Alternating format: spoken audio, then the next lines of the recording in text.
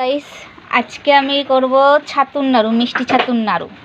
এই যে ছাতু নিয়েছি, 3 বোতল ছাতু নিয়েছি, সাথে দুটো নারকেল নিয়ে নিয়েছি। এই যে বন্ধুরা নারকেল আমার ছেলে বলছে এই দুটো নারকেল ফাটিয়ে কুড়িয়ে তারপরে আমি দেখাচ্ছি। বন্ধুরা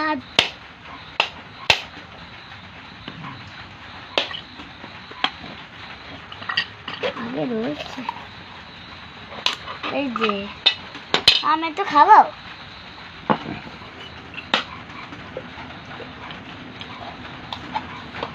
পড়েছে না, একটু একটু পড়েছে হালকা।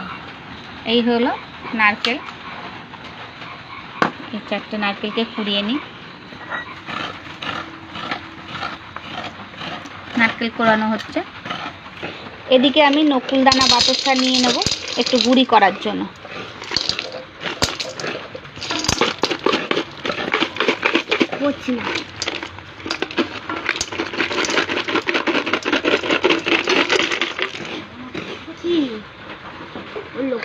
এই নকুলদানা বাতাসাগুলোকে আমি ভেঙে গুঁড়ি করে নেব।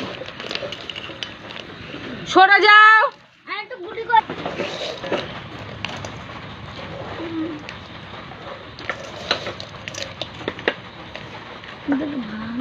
তোমরা চাইলে চিনিও ব্যবহার করতে পারো, তবে আমি নকুলদানা বাতাসা ব্যবহার করব, চিনি ব্যবহার করব না। আর মিষ্টি ছাতু আছে, ছাতুগুলো মিষ্টি আছে, তার জন্য চিনি ব্যবহার করব না, নকুলদানার বাতাসাটা ব্যবহার করছি।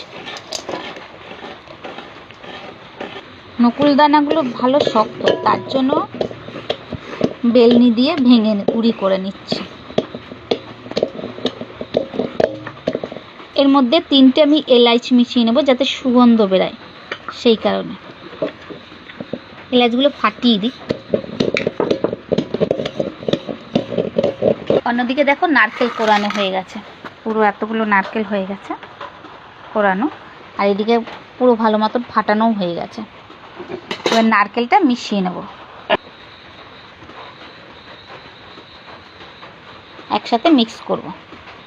এবার মিশিয়ে নিই। নারকেলের সাথে নকুলদানা আর বাতাসা মিশিয়ে ভালো করে মিশিয়ে নেব। আর এলাইচি দিয়েছি, এলাইচিটা মেখে পুরো এরম হয়ে গেছে।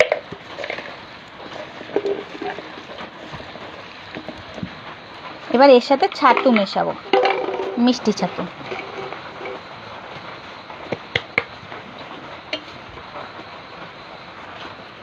এই যে ছাতু মেশাচ্ছি, মিষ্টি ছাতু আছে, ভালো করে মিশিয়ে দেখাচ্ছি। দাও, ওগুলোও দাও।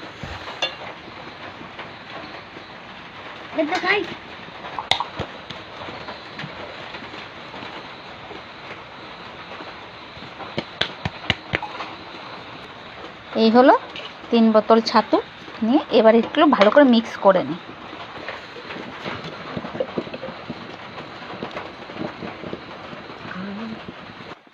এবার আমি গ্যাসে বসিয়ে একটু জল দিয়ে ভালো করে জ্বালাবো। এবার একটু ভালো করে জ্বালাবো, ছাতুর মতন করে নেব, নাড়ু যেরকম করে সেরকমভাবে করব।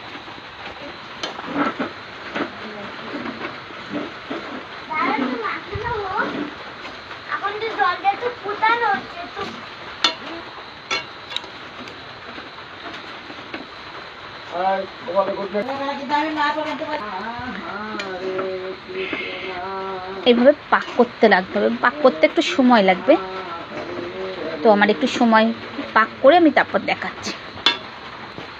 আমি লো ফ্লেমে একদম পাক করে নিচ্ছি, আস্তে আস্তে করে।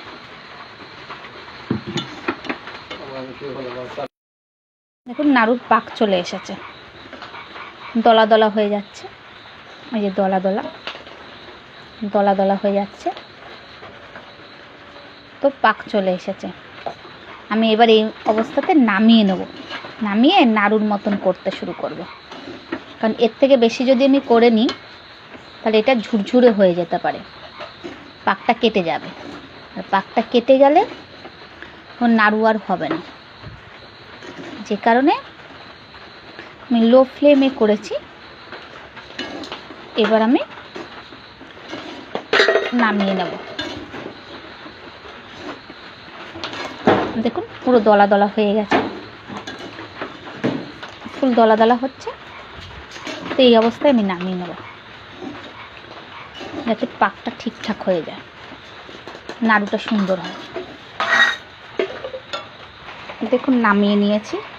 এখন পুরো পাকটা গরম প্রচণ্ড, তাই একটুখানি ঠান্ডা করে তারপর নাড়ুর মতন পাকাবো, কারণ নাহলে গরম লাগবে হাতে।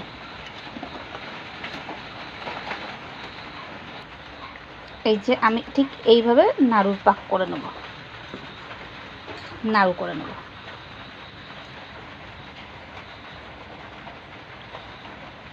গোল করে 2 হাত দিয়ে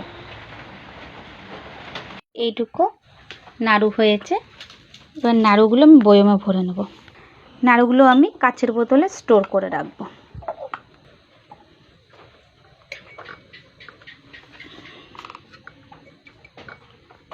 আমার ছেলে দিকে ভরছে, আমি এখানে ভরছি। 3টে বোতলে স্টোর করার পরেও